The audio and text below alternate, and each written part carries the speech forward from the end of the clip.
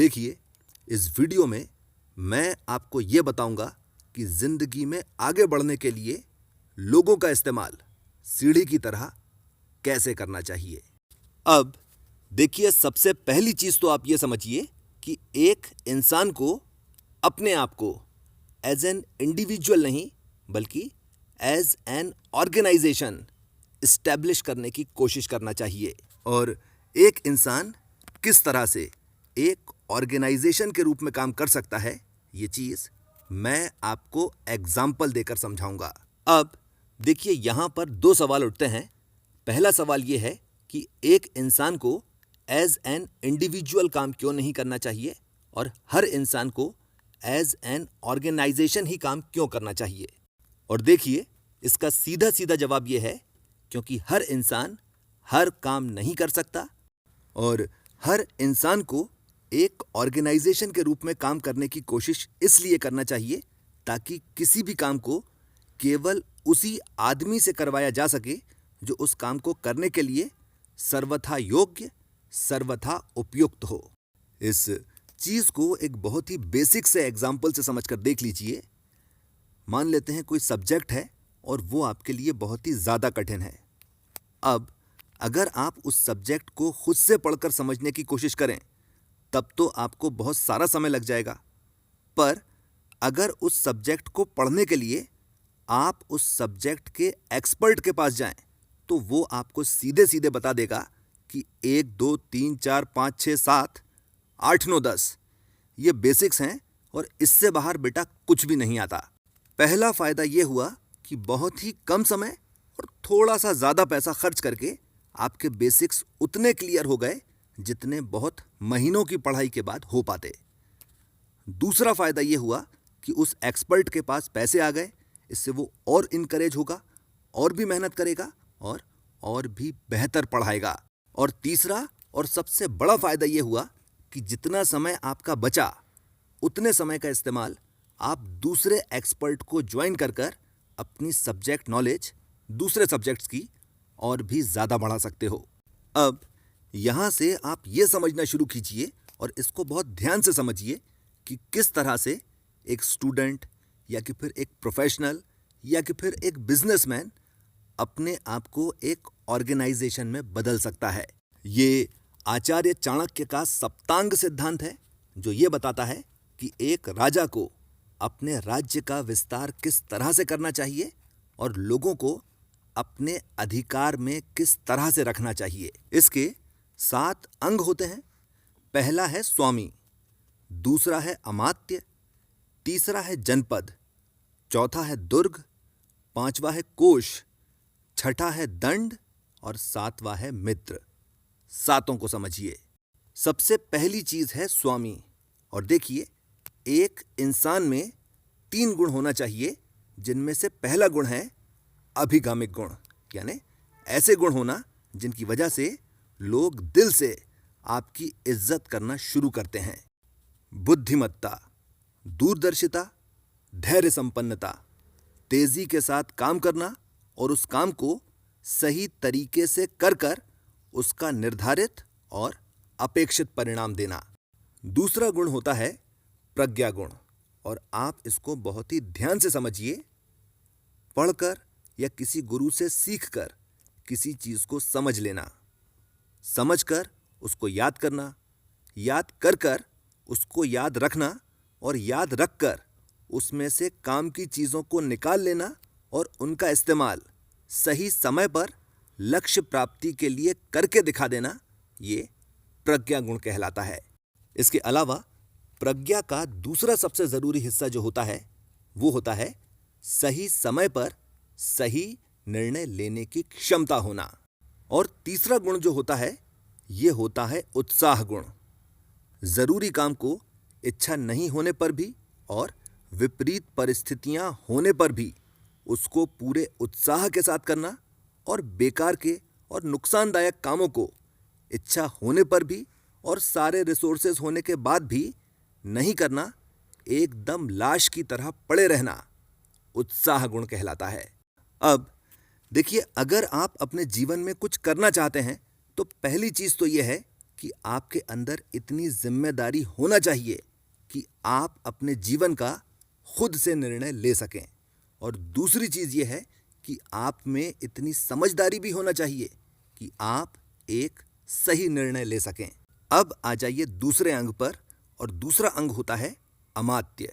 ये असल में वो लोग होते हैं जो आपसे ज़्यादा ज्ञानी और आपसे ज़्यादा अनुभवी होते हैं, और इन लोगों से किसी भी काम को करने से पहले सलाह ली जाती है और ये समझा जाता है कि क्या करना सही रहेगा, क्या करना गलत, क्या करना उचित रहेगा और क्या करना अनुचित। और इन चारों चीज़ों को अच्छी तरह से समझकर अपनी बुद्धि और अपने विवेक का इस्तेमाल कर कर इस बात का निर्णय लिया जाता है कि असल में करना क्या चाहिए। और इसीलिए आपको ऐसे लोगों से संपर्क स्थापित करना चाहिए जो आपसे बहुत ही ज़्यादा ज्ञानी और बहुत ही ज़्यादा अनुभवी हों। और फिर आपको ये करना चाहिए कि इस तरह के लोगों को धन, सेवा और भक्ति का इस्तेमाल कर कर अपना बना लेना चाहिए। अब देखिए, यहाँ पर मैं आपको एक चीज़ बताता हूँ और आप इस पर बहुत गहराई से विचार कर कर देख लीजिए। आमतौर पर यह बात कही जाती है कि जिस तरह के लोग आपके आसपास होते हैं, आप उनका एवरेज होते चले जाते हैं। बहुत ही अच्छी बात है और ज़्यादातर पेरेंट्स ऐसा ही सोचते हैं। इसीलिए वो अपने बच्चों को ये कहकर स्कूल भेजते हैं कि बेटा, स्कूल में अच्छे पढ़ने लिखने वाले बच्चों के पास बैठना। पर ज़रा सा खुद सोचकर देखिए कि वो बच्चा जो पढ़ने लिखने में पहले से ही अच्छा है, तो उसके माँ बाप ने भी तो उसको यही कहकर स्कूल भेजा होगा। आपने अगर स्कूल कॉलेज तक की पढ़ाई करी है, आप इस बात को बहुत ही अच्छी तरह से जानते हैं। ऐसे बच्चों का ग्रुप ही अलग होता है। इसका क्या मतलब हुआ? इसका मतलब ये हुआ कि आप अपने आसपास के लोगों का एवरेज नहीं होते। आप जिस तरह के होते हैं उसका एवरेज आपके आसपास के लोग होते हैं। यानी आप अगर बेवकूफ़ हैं तो आपके आसपास के जो लोग हैं वो आपसे भी ज़्यादा बेवकूफ़ होंगे, तभी वो आपके साथ हैं। पर अगर आप थोड़ी सी मेहनत करना शुरू करें और थोड़ा सा दिमाग इस्तेमाल करना शुरू करें, तो आपकी दोस्ती जो है अपने आप ही ऐसे लोगों से होना शुरू हो जाएगी जो आपसे बहुत ही ज़्यादा ज्ञानी और बहुत ही ज़्यादा मेहनती होंगे। अब आ जाइए तीसरे अंग पर, और तीसरा अंग होता है जनपद। और जनपद से मतलब है वो सभी लोग जिनके ऊपर किसी न किसी वजह से हमारी उन पर और उनकी हमारे ऊपर निर्भरता होती है। देखिए, उस राजा को राजा नहीं कहा जा सकता जिसके पास या तो राज्य ना हो, या प्रजा ना हो, या कि फिर राज्य को चलाने के लिए पैसा ना हो। और बिल्कुल इसी तरह से ही उस बिजनेस को बिजनेस नहीं कहा जा सकता जिसके पास या तो कस्टमर ना हो, या बेचने लायक जोरदार प्रोडक्ट ना हो, या कि फिर उस प्रोडक्ट को बेचने से उस बिजनेस को चलाते रखने के लायक मुनाफा ना निकलता हो। इसका क्या मतलब हुआ? इसका मतलब यह हुआ कि स्टूल को स्टूल कहने के लिए उसके अंदर कम से कम 3 पाए होना चाहिए, और अगर उसके अंदर 1 पाया भी कम है तो फिर वो स्टूल नहीं रहता, लकड़ी का टुकड़ा रह जाता है। और इसीलिए अगर आप ये चाहते हैं कि लोग आपको वो दें और देते ही चले जाएं जिसकी आपको ज़रूरत है, तो इसके लिए आप लोगों को वो दीजिए जिसकी उनको ज़रूरत है, और बहुत ही अच्छी क्वालिटी की दीजिए। अब आ जाइए चौथे अंग पर, और चौथा अंग होता है दुर्ग। देखिए, बिना किसी विशेष योग्यता के कोई भी इंसान अपने जीवन में सफलता प्राप्त नहीं कर सकता, फिर चाहे वो कोई भी क्यों ना हो। अब देखिए, ऐसा हो सकता है कि आप यहाँ पर नेपोटिज्म के बारे में सोचें, पर देखिए, नेपोटिज्म से केवल मौका आसानी से मिल जाता है, प्रतिभा तो फिर भी दिखाना ही पड़ती है। और इसीलिए अपना दुर्ग बनाने के लिए आपको अपनी क्षमताओं को पहचान कर किसी ऐसे काम को चुनना चाहिए जिसके अंदर आपका नेचुरल टैलेंट हो। साथ ही साथ जैसे जैसे आप उस काम के अंदर बेहतर और बेहतर होते चले जाएं, आपको ये चाहिए कि जिस काम में भी आपका नेचुरल स्किल या नेचुरल टैलेंट है, उससे रिलेटेड काम आप सीखते चले जाएं, ताकि आपका दुर्ग जो है वो बड़ा और बड़ा होता चला जाए। इस चीज़ को ज़रा सा समझ भी लीजिए। देखिए, अगर आपके अंदर कोई एक ही टैलेंट है और आपने उसके अंदर अपनी पूरी ताकत और पूरी काबिलियत लगा दी, और अगर कल को ऐसा हो जाए कि उस योग्यता की ज़रूरत ही ख़त्म हो जाए, तो फिर आप कहीं के भी नहीं रहते। पर अगर आप अपने नेचुरल टैलेंट से रिलेटेड रेलेवेंट स्किल्स सीखते चले जाते हैं, तो इस तरह के आदमी की कीमत जो है बढ़ती और बढ़ती ही चली जाती है। इस चीज़ को ज़रा सा एग्जाम्पल से समझकर भी देख लीजिए कि दुर्ग जो होता है असल में बनाया कैसे जाता है। देखिए, शुरू से ही मेरी इंग्लिश एबव एवरेज रही है, और जब मैं कॉलेज में था तब फादर साहब ने कहा कि भाई कम्युनिकेशन स्किल्स और प्रेजेंटेशन स्किल्स सीखो। मैंने सीखा, जिसकी वजह से मेरी पहली जॉब मेडिकल रिप्रेजेंटेटिव की लग गई। काम करते करते मुझे ये मालूम चला कि इंग्लिश मूवीज़ देखने से लिसनिंग कॉम्प्रिहेंशन बेहतर होता है। मैंने देखना शुरू किया, जिसकी वजह से मेरी मेडिकल ट्रांसक्रिप्शनिस्ट की जॉब लग गई। यहाँ पर काम करते हुए ये चीज़ मालूम चली कि इंग्लिश बोलने के लिए अगर न्यूट्रल एक्सेंट सीख लिया जाए तो इंटरनेशनल बीपीओ में बहुत ही अच्छी जॉब मिल जाती है, जिसमें बहुत जल्दी प्रमोशन और बहुत अच्छे पैसे मिलते हैं। मैंने सीखा, वहाँ पर जॉब लग गई। वहाँ पर काम करते करते एक दिन साथ वाला बोला, यार तुम्हें इतनी इंग्लिश आती है, स्कूल में या कॉलेज में या किसी कॉम्पिटिटिव एग्ज़ाम की तैयारी करवाने वाली कोचिंग में क्यों ट्राई नहीं करते।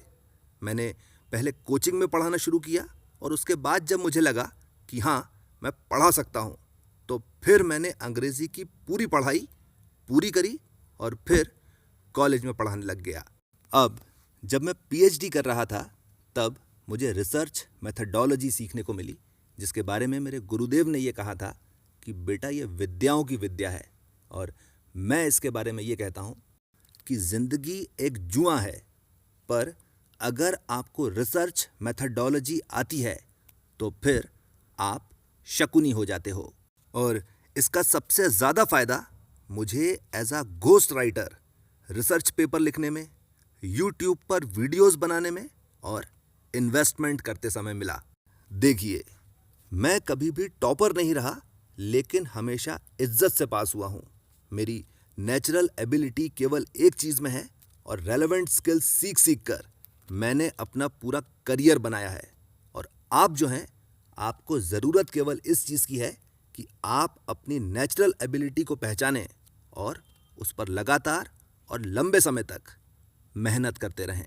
इस चीज़ को हमेशा याद रखिए कि ज़िंदगी में आगे बढ़ने का बस कुल मिलाकर यही एक तरीका होता है, दूसरा तरीका और कुछ भी नहीं होता।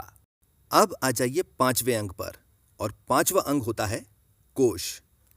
एक इंसान को अपनी ज़रूरतें पूरी करने के लिए कितना पैसा चाहिए, इस वक्त उसके पास कितना पैसा है, और भविष्य में उसको कितने पैसे की ज़रूरत पड़ेगी, इसकी व्यवस्था सुनिश्चित करना ये कोश के अंतर्गत आता है। एक इंसान के पास जितने लंबे समय तक के लिए पैसे की व्यवस्था होती है, उसकी ज़िंदगी में उतना ही सुकून बढ़ता चला जाता है। और इसीलिए एक इंसान को ये चाहिए कि वो नीति संगत और विधि सम्मत तरीकों से जितना ज़्यादा पैसा कमा सकता है, उसे उतना ज़्यादा पैसा कमाने की कोशिश करते रहना चाहिए। अब अगर आप ये जानना चाहते हैं कि एक इंसान की पैसों को लेकर क्या अप्रोच होना चाहिए, तो उसके लिए आपको शुक्राचार्य के धन नीति पर बनाए गए तीनों वीडियोस देखना चाहिए, जिनके लिंक्स डिस्क्रिप्शन में दिए हुए हैं। अब आ जाइए 6ठे अंक पर, और 6ठा अंग है दंड, और दंड से मतलब है सेना का होना। देखिए, जिस तरह के संबंध और जिस तरह का व्यवहार आप दूसरों के साथ रखते हैं, ऐसा बिल्कुल भी ज़रूरी नहीं है कि सामने वाला भी आपके साथ वैसे ही संबंध और वैसा ही व्यवहार रखने की इच्छा रखता हो। पर अगर आप ये चाहते हो कि सामने वाला आपके साथ उसी तरह के संबंध और उसी तरह का व्यवहार रखे जिस तरह का आप चाहते हो, तो उसके लिए आपके पास प्रत्यक्ष और अप्रत्यक्ष दोनों तरह की सेनाएं होना चाहिए। प्रत्यक्ष से मतलब है शरीर से शक्तिशाली होना, शक्तिशाली सेना का होना और शक्तिशाली लोगों से संबंध होना। और अप्रत्यक्ष सेना जो है, ये असल में गुप्तचरों को कहा जाता है, जो हमारे दुश्मनों की योजनाओं के बारे में हमें बता सकें, उनकी कमजोरियों के बारे में बता सकें और जरूरत पड़ने पर परिस्थिति के अनुसार उचित निर्णय लेकर वो करें जो हमारे लिए सही हो। देखिए, इस तरह के लोगों का चुनाव बहुत ही सोच समझ कर किया जाता है और इस तरह के लोगों को पैसा देकर संतुष्ट किया जाता है ताकि ये लोग हमेशा हमारे लिए ही काम करते रहें।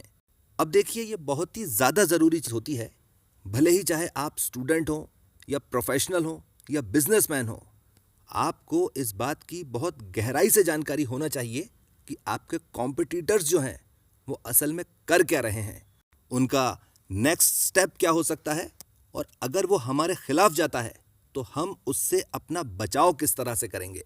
अब आ जाइए 7वें अंग पर, और 7वां अंग होता है मित्र का। आचार्य चाणक्य कहते हैं कि असली मित्र में 2 क्वालिटीज होना चाहिए। पहली क्वालिटी यह है कि सामने वाले में हमें फायदा पहुंचाने की इच्छा होना चाहिए और दूसरी क्वालिटी यह है कि सामने वाले में हमें फायदा पहुंचाने की काबिलियत होना चाहिए। किसी भी मित्र में ये दोनों की दोनों क्वालिटीज होना ही होना चाहिए, क्योंकि किसी भी एक क्वालिटी के नहीं होने पर दोनों ही क्वालिटीज का कोई मतलब नहीं रह जाता। ये हो गई एक चीज।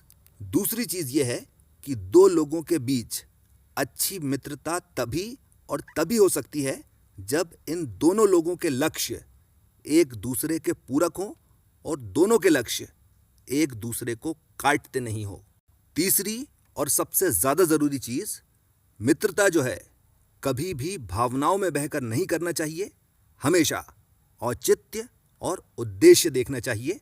और अगर आपकी मित्रता आपको आपके उद्देश्य और मित्रता के औचित्य से दूर कर रही है तो फिर आपको उस मित्र से दूरी बना लेना चाहिए।